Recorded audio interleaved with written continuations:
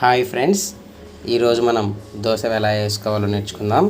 First stove on చేసుకొని దాని మీద ప్యానెల్ పెట్టుకొని ప్యానెల్ హీట్ ఎక్కేలోపు మనం దోశ పిండి తీసుకుందాం. ఫ్రిడ్జ్లో ఉంచిన ఈ దోశ పిండిని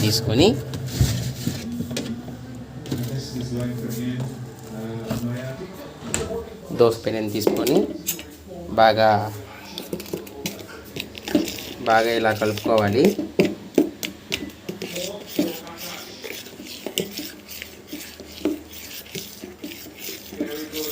కలుపుకొని దోశ పెనం హీట్ ఎక్కిందేమో చూడాలి.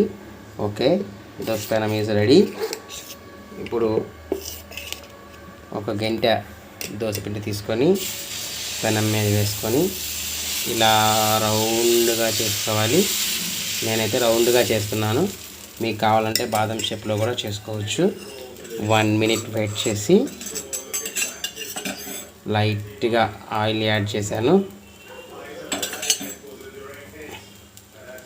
ఆయిల్ యాడ్ చేసిన తర్వాత బాగా కుక్ అవుతుంది చూడండి. లైట్గా రెడ్ కలర్లో వస్తుంది. దాన్ని మనం నిదానంగా ఇట్లా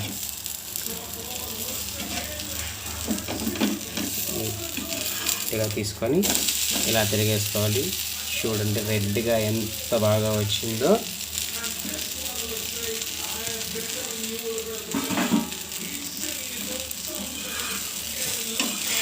ఇటువైపు కూడా అయిపోయిన తర్వాత ఇలా తిప్పేసి